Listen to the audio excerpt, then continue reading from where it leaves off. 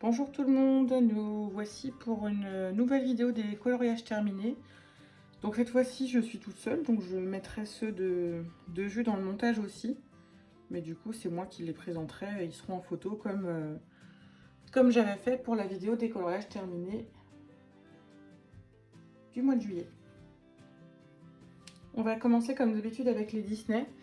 Donc il y aura forcément des mystères, donc voilà, si vous voulez pas voir les pages, etc. Vous pourrez passer à la suite. Je vais commencer avec un que je n'ai pas publié, qui est Vanellope dans les cercles magiques. Voilà, j'étais entre deux colos longs et compliqués. J'avais envie de faire un truc un peu plus simple et puis de ressortir les Brutfunner 180. Donc voilà, c'est ce que j'ai fait. J'ai intégralement réalisé ce coloriage avec les Brutfunner 180, sauf les cheveux noirs qui sont faits au feutre, si je dis pas de bêtises. Et j'ai même réalisé le fond avec un crayon métallique. Je sais pas si ça se voit un petit peu quand je fais comme ça. Donc j'étais assez contente du résultat. J'en ferai d'autres. J'aime bien ce tome. Ça change un petit peu de ce qu'on fait d'habitude. J'ai dû mettre du Posca blanc aussi sur les yeux et sur les dents. Et voilà, rien de plus à dire. J'avais jamais encore coloré ce personnage, donc c'était l'occasion. Pour une fois, je ne l'ai pas arrangé, rien du tout. Toujours mieux réussi que la Cruella que j'avais fait au feutre. Ensuite, il y a eu des mystères que j'ai arrangés par contre. Donc déjà quand même 2 dans le tome princesse.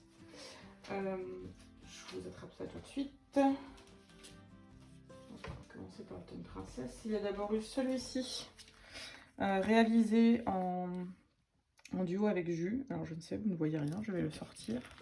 Je vais le regretter, mais je vais le sortir. En duo avec Jus, réalisé pour le challenge des 7 péchés capitaux des couleurs d'Alex. On va encore en parler dans cette vidéo. Tout le personnage au polychromos. La fleur aussi. Après, j'avais commencé l'intérieur de la cloche au polychromos. Et en fait, j'avais du mal à blender. Bon, le papier n'est pas non plus le meilleur papier qui soit pour ça. Donc, Jus était avec moi et je lui ai emprunté ses Prisma pour finir de blender. Ce qui rend quand même un peu mieux. Bon, j'ai un peu bavé sur le Posca que j'ai utilisé pour faire le contour de la cloche, mais bon, soit. Le fond, je l'ai réalisé au Néocolor, mais encore une fois, le Néocolor, le papier le prend pas forcément très bien. Donc je suis venue estomper avec du fard à paupières, avec un Beauty Blender, pour unifier un petit peu le tout. Donc voilà, ça brille de partout. En plus, j'en ai utilisé du irisé par là. Au début, je voulais changer complètement le fond. Finalement, j'ai plus ou moins respecté ce qui a été fait dans le modèle. Je suis pas forcément très satisfaite des couleurs. Je trouve que ça va pas forcément bien ensemble, mais bon. En tout cas, je suis très contente de ce que j'ai fait sur le visage de Belle, ses cheveux, sa robe, etc. Et d'ailleurs, pour les détails, j'ai filmé ce coloriage en speed coloring qui est déjà sur la chaîne. Je vous mettrai le lien en description. Je suis en train de me rendre compte qu'il y a des reflets avec la lumière. Je ne sais pas si vous le voyez très bien, le coloriage. Ouais, comme ça, c'est mieux. Voilà. Ensuite, autre mystère arrangé dans le tome princesse, fait pour illustrer du coup le défi du mois de septembre qu'on avait mis en place sur le compte Instagram qui était Je veux du soleil. J'avais envie d'avoir des coloriages qui rappelaient un petit peu l'été puisque la rentrée c'est pas toujours facile à vivre. Et donc j'ai choisi celui-ci que j'ai fait en duo avec Maneki Dodo. Je vous invite à aller voir sa version sur Instagram. Donc pour celui-ci, j'ai au départ ressorti les Brutfunner 180. J'ai vraiment tout fait au crayon de couleur. Donc j'ai fait tout ce qui est feuilles au Brutfunner, le ciel aussi. Par contre, bon, je suis venue un petit peu estomper à l'essence sans odeur, quelque chose que j'avais pas fait depuis un petit moment. Mais là, franchement, les Brutfunner 180, ils sont très très bien, mais ils saturent quand même plus vite que d'autres crayons. Donc voilà. J'ai contouré à l'artiste 3, etc. Et alors pour le sable, j'ai triché. J'ai pris les luminances couleur peau et en fait ça va très très bien. La petite tortue ici, c'est du polychromos.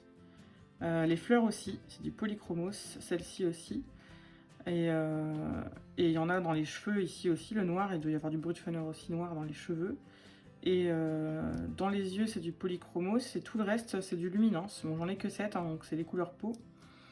Je m'en suis servi du coup, voilà, pour Vaiana. J'ai dû prendre des polychromos aussi pour les couleurs les plus foncées.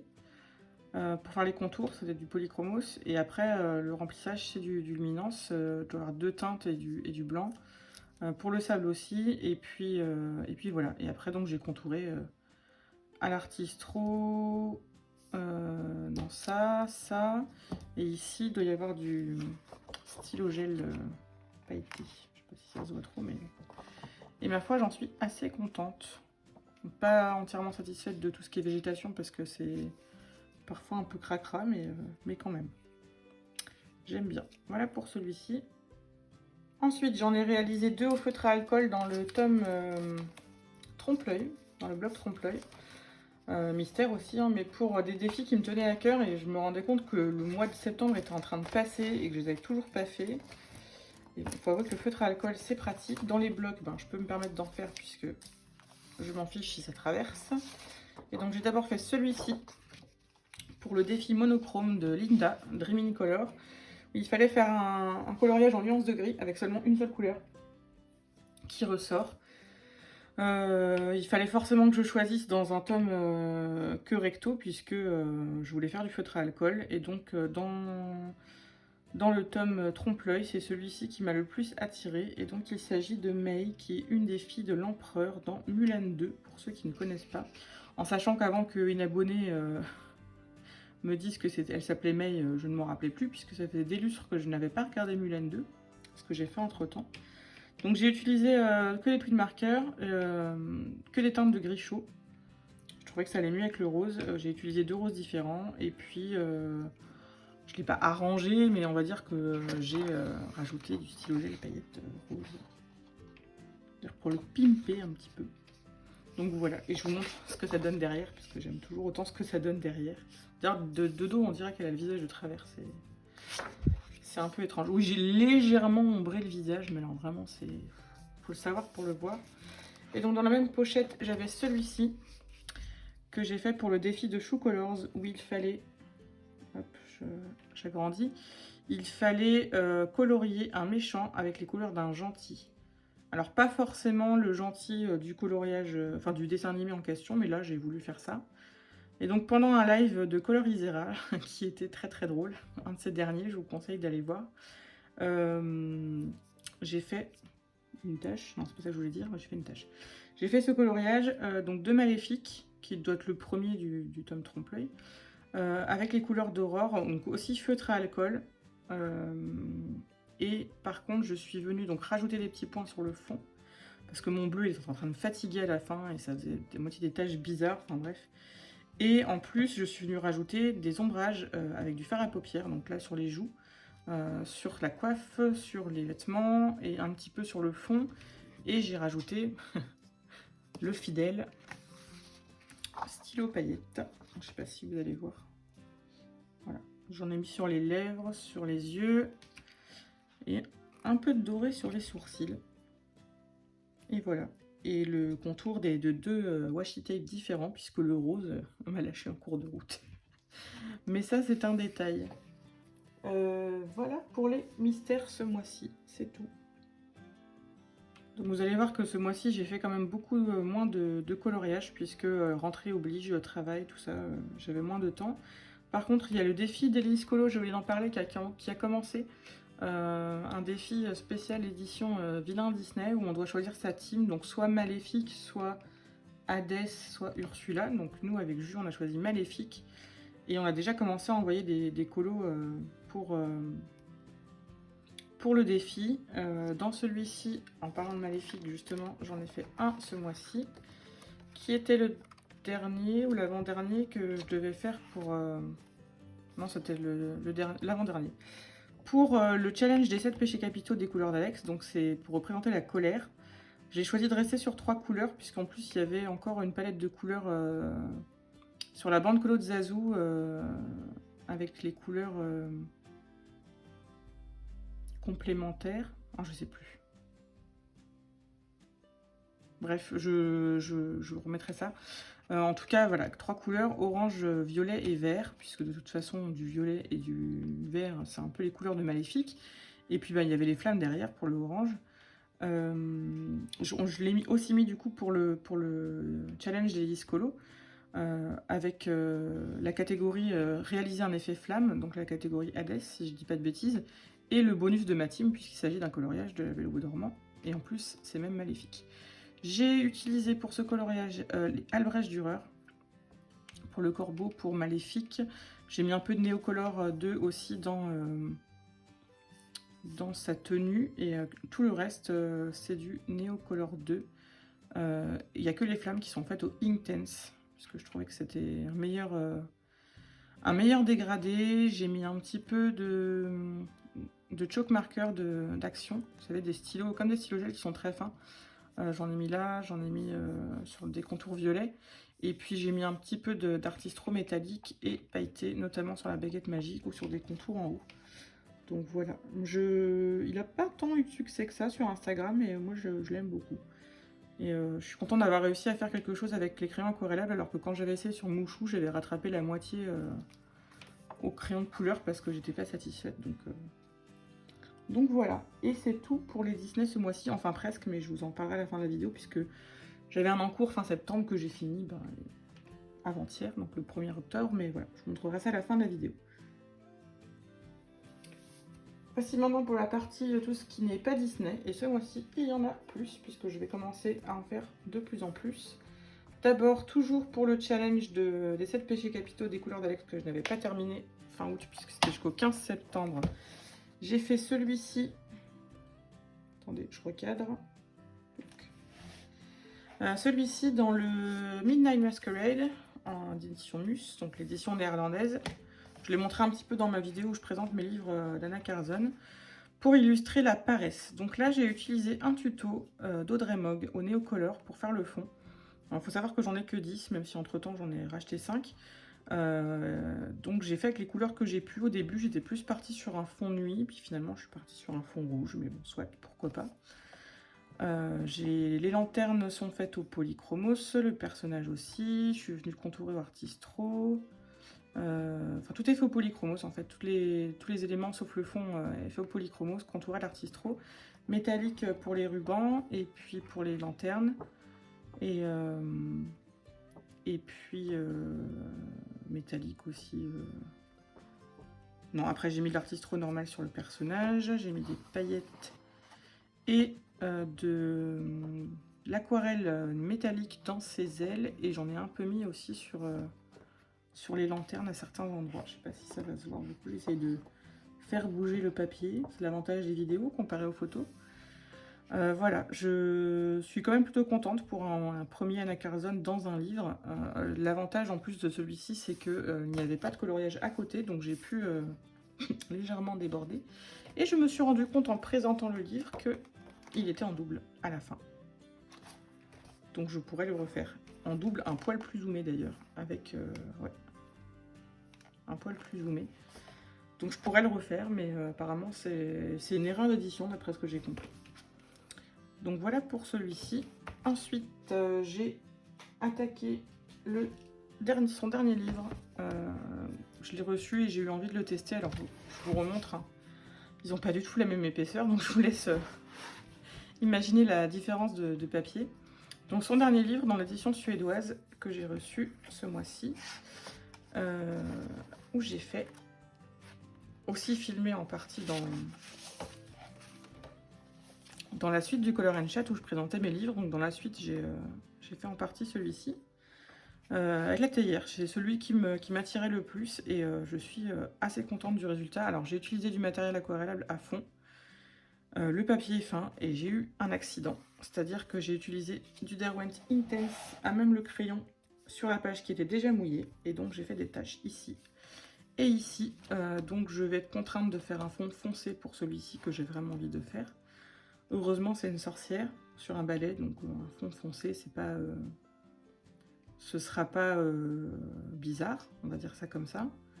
Et puis, ben, je vais utiliser du matériel suffisamment couvrant pour pas qu'on voit, et surtout pas du matériel aquarellable. Donc là, pour le fond, bah, ça sera des encres ou peut-être les gélatos, on verra. Donc je reviens sur le coloriage en question. J'ai réalisé la théière avec les Derwent Intense et c'est exactement le rendu que j'avais en tête puisque je voulais un effet fer forgé, donc je suis ravie. J'ai aussi fait la anse au Derwent Intense. Je suis venue passer ma main dedans, donc j'ai fait baver, donc j'ai rajouté des petites touches de doré pour faire genre elle brille. J'ai réalisé les cristaux au Albrecht Dürer ainsi que la tasse et la sous-tasse. Les feuilles, c'est aussi du Derwent Intense avec le même combo que j'avais utilisé sur ma carte postale avec la petite souris, si vous l'avez vu. Et donc pour la fumée, j'ai fait au Intense, puisque je savais qu'en repassant de l'eau par-dessus, ça ne bougerait pas. Puis je suis venue passer une épaisse couche de néocolore blanc pour l'épaissir, puis du Posca blanc. Et j'ai rajouté des petites touches de brillance pour donner un peu de magie. J'ai mis de l'artistro un peu partout, sur le contour ici, du métallique là, là. J'ai rajouté de l'aquarelle métallique sur les cristaux, j'en ai même mis sur la théière, mais j'ai l'impression que le coloriage il a bu aquarelle métallique et qu'on la voit même plus. Mais si, on a. J'ai réalisé un effet bois, donc il faut savoir que la table elle n'est pas présente sur le coloriage de base, donc je l'ai faite à main levée. Un défi que m'ont lancé Panoramimix et Audrey Mogg, à qui je demandais beaucoup de conseils pendant ce coloriage, et je les remercie encore infiniment. Elles m'ont également aidé à choisir la couleur du fond. Donc en fait, je suis restée sur une palette violet bleu, on va dire, vert et orange. Jaune-orange, quoi. Normalement, c'est des couleurs qui vont bien ensemble. En fait, j'ai pris ma petite roue. Ce que j'expliquais dans le Color and Chat, hein, donc je ne vais pas le redire 15 000 fois, mais voilà, je prends bleu-violet, et donc on a vert-jaune en triade et rouge-orange. Donc rouge-orange, ça va bien avec le marron, puisque quand on l'assombrit, ça fait du marron comme le orange, et même si je prenais violet, on avait jaune-vert et orange en triade. Non, on avait vert, pardon, et orange en triade, mais du coup, bleu-violet, c'est vraiment... là-dessus que je suis partie, donc je suis partie sur une triade, et de toute façon en complémentaire on avait du jaune-orange, donc ça fonctionnait aussi. Donc voilà de quoi je me suis servie. Donc je disais, j'arrête pas de dire donc, c'est pas grave. La table, hein, avec les Pablo, je savais que c'était des crayons de couleur qui avaient une certaine épaisseur, surtout en couche par couche. Donc j'ai choisi mon combo, puis surtout je savais que c'était une gamme de crayons avec une très belle gamme de couleurs naturelles, bois, blond, jaune-orange, enfin, qu'il n'y a pas forcément dans les polychromos.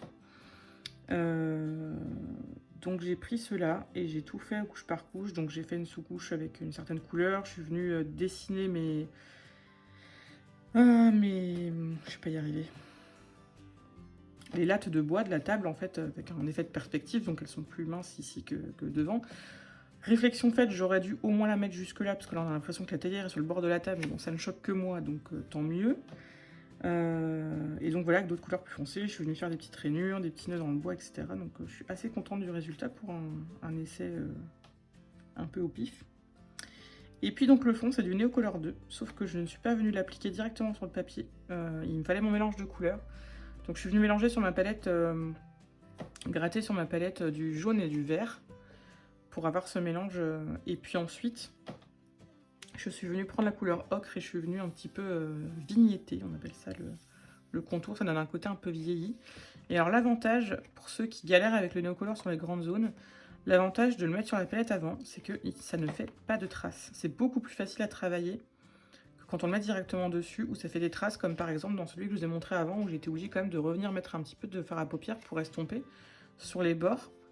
Là, franchement, j'ai pas eu besoin du tout, quoi. Donc le papier a gondolé beaucoup, certes. Je pense que quand je vais recolorier dessus, là, il va s'aplatir. Mais de ce côté-là, ça se voit plus trop. J'ai quand même réussi à l'aplatir. Donc voilà. J'avais plein de choses à dire sur ce colo, sur lequel j'ai déjà fait une vidéo, mais bon. Voilà pour un Akerzone ce mois-ci. Et c'est déjà pas mal. On va passer aux autres coloriages qui ne sont pas des Disney, qui sont des PDF que j'ai pris sur Etsy. Donc j'en ai d'abord celui-ci de Rose Rizzo Wanamama, ça y est, j'arrive à le dire, qui est une illustratrice polonaise. Donc j'avais pris celui-ci pour illustrer la gourmandise. C'était la première fois que je coloriais sur du papier Pantone. Enfin non, j'avais fait le coquillage Anne Carzone, mais là en fait j'ai voulu faire une base feutre à alcool. Donc je vous montre derrière. Et je suis revenue travailler au Pablo avec, sauf qu'en fait le grain du papier là avec le Pablo ça va pas du tout. On le voit 15 fois trop, j'ai loupé les yeux, j'ai loupé les ombrages des yeux, le nez il est bizarre. J'ai loupé la bouche parce que j'ai voulu rajouter de l'artistro puis ça faisait moche, enfin bref. Les cheveux, j'ai voulu faire bicolore, mais bon, au final, on dirait que... Ouais, on dirait qu'une licorne a déféqué mon coloriage, mais bon, bref, c'est pas grave.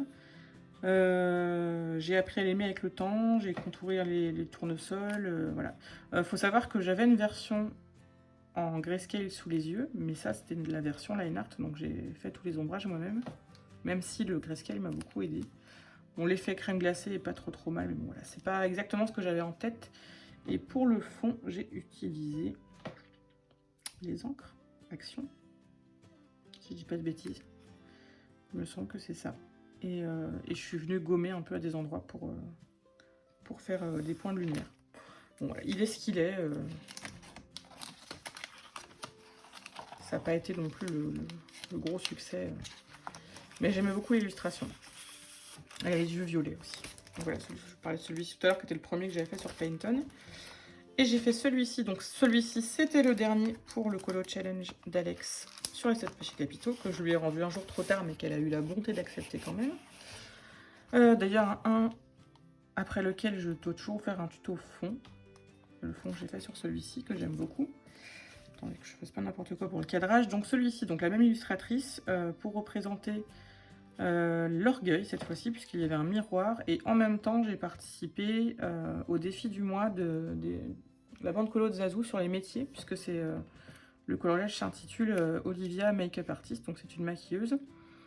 Là, j'ai pu expérimenter les luminances pour faire les peaux. Je suis pas venue contourer du tout sur celui-ci, mais je regrette pas. Ça, j'aurais pu, mais j'avais peur de tout gâcher. J'ai utilisé du polychromos pour le maquillage un petit peu, pour les cheveux et pour les boucles d'oreilles. Pour les cheveux et le haut, j'ai fait une base de Neocolor 2 que je suis venue retravailler après au crayon de couleur ici et au fard à paupières ici. Bon, le bracelet, j'ai un peu bâclé, j'avoue que j'en avais un petit peu marre. J'ai mis un peu d'aquarelle nacrée dessus, mais j'ai l'impression que... Ouais. Je sais pas, le papier, il boit un petit peu... J'en ai mis sur les yeux aussi, sur le maquillage. J'en ai mis sur le miroir, je sais pas si vous voyez, sur le poudrier. Je vais y arriver. Et donc le fond, en accord avec le thème de ce coloriage, est fait au fard à paupières. Avec un Beauty Blender, je suis venue faire des petits points de différentes couleurs. Et donc j'ai gardé une palette automnale. Et là, je trouve que là, cette fois-ci, les couleurs vont bien ensemble. Et je suis contente de ce coloriage. Et il en reste un dernier, pour ma part, ce mois-ci, qui est celui que j'ai fait pour le concours de Panoramimix pour fêter ses 1000 abonnés. Où il fallait faire soit un coloriage d'Amandine Young, soit un coloriage de renard, qui est son animal fétiche. Et donc j'avais trouvé celui-ci de l'illustratrice russe Lyring Glass sur Etsy, d'une petite renarde sorcière avec laquelle j'ai aussi participé au défi au challenge d'Elise Colo, dans la catégorie, je crois que c'est la reine de cœur, réaliser une sorcière, non pas la reine de cœur, la méchante reine. Une sorcière et effet poil, même si... Alors, je sais pas si elle acceptait l'effet poil et Elise, parce qu'il est vraiment minime, mais voilà. Donc là, j'ai commencé par le fond, pour une fois, avec les encres à action, que je suis venue appliquer au petit tampon à doigts, là, que j'ai repassé au blanc, que j'ai... C'est tout, au blanc, c'est déjà pas mal. Ensuite, j'ai fait tout le renard au Pablo. Là, j'avais vraiment envie d'utiliser les Pablos, en sachant que c'est toujours du papier Pantone, et je m'en suis mieux sortie sans la base au feutre à alcool. Donc dans des teintes, je suis restée sur du vert et du rose, enfin du rose violet en fait. C'était un peu les teintes qu'il y avait sur le modèle de l'illustratrice, mais j'ai intensifié un peu. Je suis contente de mes ombrages, je suis contente de mes couleurs. J'ai utilisé les mêmes couleurs pour les feuilles que pour le haut. Voilà. que dire d'autre? J'ai contouré à l'artistro et au chalk marker parce qu'il y a du vert et du violet, je les ai dedans, ils sont sympas. J'ai rajouté plein de petites paillettes dorées autour des feuilles, je les ai contourées au artistro doré.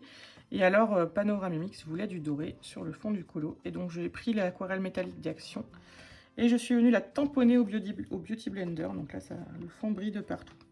Je voulais vous le montrer avant de lui envoyer puisque j'ai décidé de lui offrir. J'espère que ça lui plaira. Je vais maintenant vous montrer les colos de jus et donc après je reviens vers vous pour finir la vidéo. Voici, c'est parti pour les colos de jus. Donc ce premier a été réalisé dans les vitraux, tome 2. Elle devait le faire avec Théo de Colorinipation sur Instagram. Finalement, il n'a pas pu le publier.